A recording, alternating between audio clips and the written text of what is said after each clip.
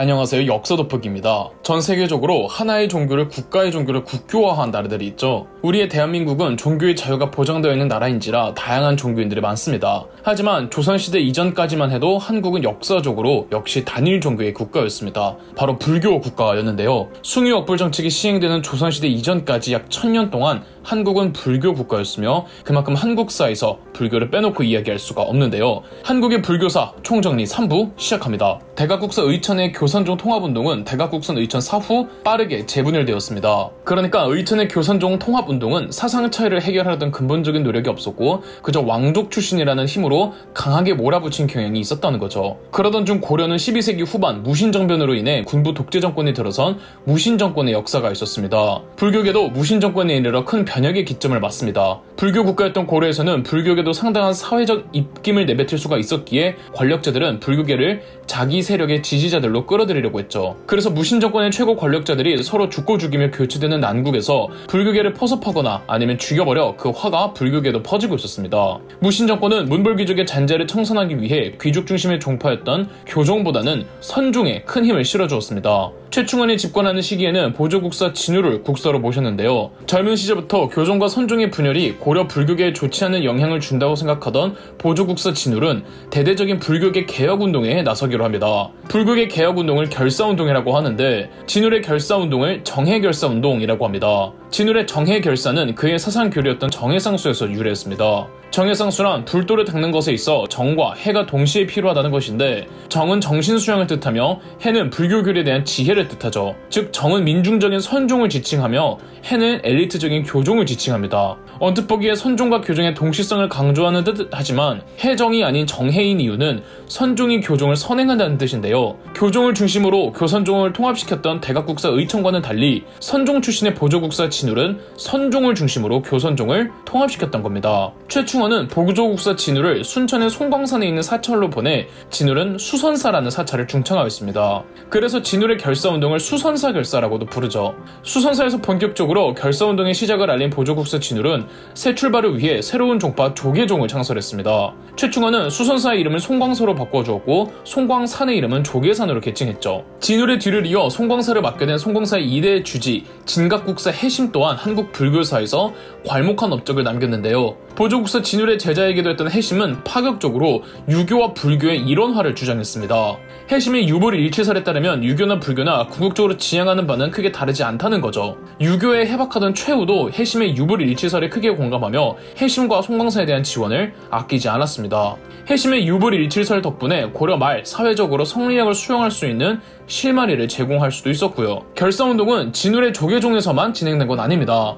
아직 명맥만 유지하던 천태종에서도 원묘국사 요새가 전라남도 강진의 백년사에서 불교계 개혁을 부르짖는 결사운동을 전개했죠.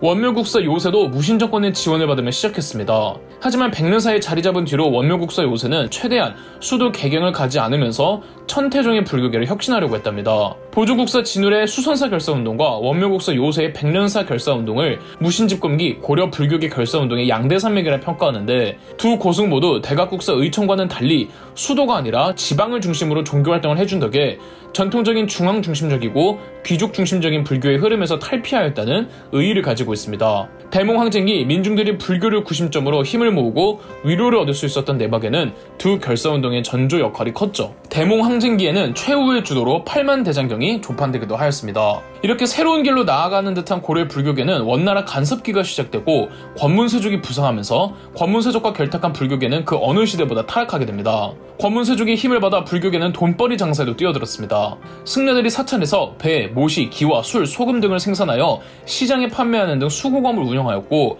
심지어는 고리대금업으로 백성들의 재산과 토지를 빼앗아갔죠. 큰 사찰들은 웬만해서 전부 권문세족들이 뒤를 봐주고 있어서 언제나 권문세족들의 지폐지가 되었고 승려들도 기고만장하여 백성들을 괴롭히기 일쑤였습니다. 반원 제주개혁을 펼치려던 공민왕 때 공민왕이 보우대사를 통해 교단 정비를 도모하려고 했습니다. 보우대사는 원나라에 유학하면서 당시 아시아에서 보편적으로 유행했던 선종의 종파, 임재종의 정통 불법을 전수하고 고려로 귀국했던 터라 공민왕은 어떻게든 보우대사를 모시고 싶어 했습니다. 보우대사는 공민왕이 여러 부름에도 응답하지 않았으나 반강제적인 거듭된 설득에 공민왕의 왕사가 되었죠. 그러나 보우대사는 왕사임에도 고려의 수도 개경에서 권력과 가까이 하지 않았고 지방에 머물면서 잘못된 불교계 폐단을 고치려고 노력했기 때문에 입김이 강하지는 않았고 부패한 불교계도 쉽게 해결되지 않았습니다. 더군다나 공민왕 말기에는 승려, 신돈의 전횡으로 불교계에 대한 인식이 더 안 좋아지죠. 새로운 사회를 꿈꾸며 고려를 멸망시킨 성리학자들은 조선을 건국하고 그들이 봤던 불교계는 고려 후기 그 타락한 불교계였기 때문에 조선이란 나라를 철저하게 불교를 배척하는 숭유학불, 즉 유학을 숭상하고 불교를 억제한다는 이념의 나라를 만들었습니다. 신라시대에서부터 고려시대까지 복잡하게 이어져온 종파 간의 이합 집산도 전부 다 사라졌습니다.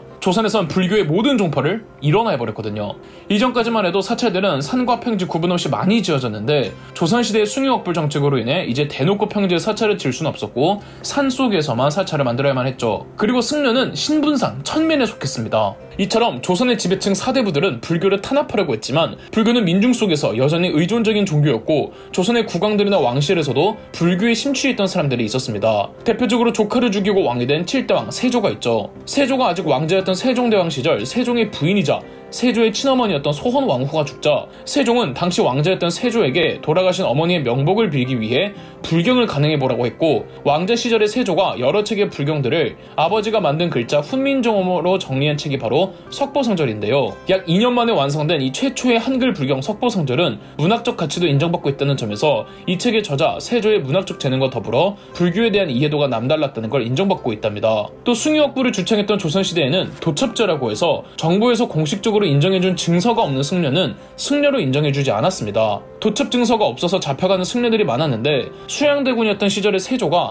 지나가다가 증서 없다고 잡혀가는 승려를 보면 왕자 신분으로 강제로 풀어주고 그랬답니다. 세조 7년이었던 1461년 아예 간경도감이라는 불경을 간행하고 정리하는 국가 공관청을 만들어버렸고요. 더불어 전국 곳곳에 무너지거나 폐사 직전의 절들을 국가지적으로 지원해주어 중창시켰는데 대표적인 절들이 평창의 사원사 그리고 양양의 낙산사가 있죠. 세조 10년이었던 1464년에는 성리학의 국가 조선의 수도 한양 한복판에 원각사라는 절을 만드는데 원각사를 만들 때 무려 민가 200채가 헐리고 청기와 8만 장 그리고 종을 만드는데 4만 근의 구리를 투입했습니다. 원각사의 탑도 고려말 원나라의 영향으로 휘황찬란했던 석탑의 양식을 본떠 각종 장식과 기교들로 도배낸 화려한 외양에 무려 10층짜리의 거대한 석탑을 만듭니다. 그러나 연산구 때 이 원각사를 기방으로 만들어버리고 중종 때는 아예 없애버렸는데 석탑만이 살아남아 아직까지 전해집니다. 이곳이 바로 탑골공원입니다. 또 13대왕 명종을 꼭두각시로 앉히고 섭정자로서 권력을 누렸던 문정왕후 역시 독실한 불교인으로 보우대사를 중용했는데 공민왕 때 보우대사와는 법명만 같이 푼 다른 사람입니다. 당시 문정왕후는 지나치게 정치계에 영향력을 행사하려던 살인파들을 견제하고자 했던 목적도 있었습니다. 문정왕후 때 일시적으로 과거의 승과가 부활하고 전국의 사찰들이 문정왕후 덕에 불교를 싫어하는 이들로부터 보호를 받을 수 있었습니다. 다만 문정왕후 사후 사대부들이 다 들고 일어나 보우대사를 제주도로 유배 보냈고 반불교적인 정서가 매우 커집니다. 조선시대 때 가장 거대했던 사찰 양주의 회암사도 보우대사가 머물렀던 사찰이라는 이유로 한순간에 폐사지가 되어버렸죠. 임진왜란을 기점으로 서산대사와 사명대사의 승병들이 활약을 하며 임진왜란 후 승려들의 지위가 상당히 상승했고 사명대사의 경우 임진왜란이 끝나고 일본을 방문해 조선인포로 3,500명을 무사히 데려오기도 했습니다. 구한말에서 일제강점기 때는 불교계 상당수가 이 일제에 포섭되었습니다. 아무래도 대중들이 크게 의지하는 종교계가 일제에겐 반드시 포섭해야 하는 1순위이기도 했죠. 이걸 고쳐보려고 했던 승려가 만해 한용운이었습니다. 인제 백담사에서 승려의 삶을 시작한 만해 한용운은 원론적인 불교 경전에만 몰두하지 않고 불교 교리를 넘어서 다양한 근대 사상까지 두루 섭렵하였습니다. 만해 한용운은 속세로 나와 불경을 한글로 번역하는 일에 몰두했고 불교계의 개혁과 혁신을 주장하는 이른바 조선불교 유신론을 1910년 발표하여 불자들의 사치풍조와 과도한 숭배의식을 비판하고 현실적인 문제에 대해 승려들도 각성할 필요성을 주장했죠. 이때 한용운은 조계종이란 종파를 다시 만들었는데 이것이 오늘날의 불교 조계종입니다. 그러나 해방 후 불교계단을 다시 한번 요동쳤는데요. 일제의 잔재로 인해 아직까지 승려들 가운데 대처승이라 하여 혼인도 가능하고 육식도 가능한 승려들이 있었습니다. 반면 조계종에선 대처승을 엄히 금했습니다. 대처승의 여부뿐 아니라 조계종의 시조 문제를 결정짓는 종파 문제를 두고 보조국사 진울로 할 것이냐 공민왕 때의 보우로 할 것이냐를 두고 첨예하게 의견을 의견이 대립했죠.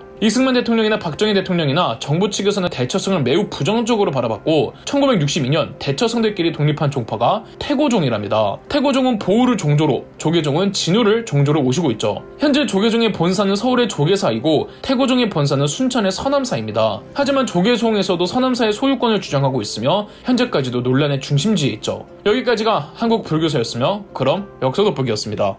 저희 역사 돋보기가 멤버십 가입을 시작했습니다. 멤버십 가입을 해주신 분들 덕분에 영상 제작에 큰 도움이 되고 있습니다. 감사합니다. 영상 재미있으셨다면 구독과 좋아요, 알림 설정까지 해주시면 감사드리겠습니다.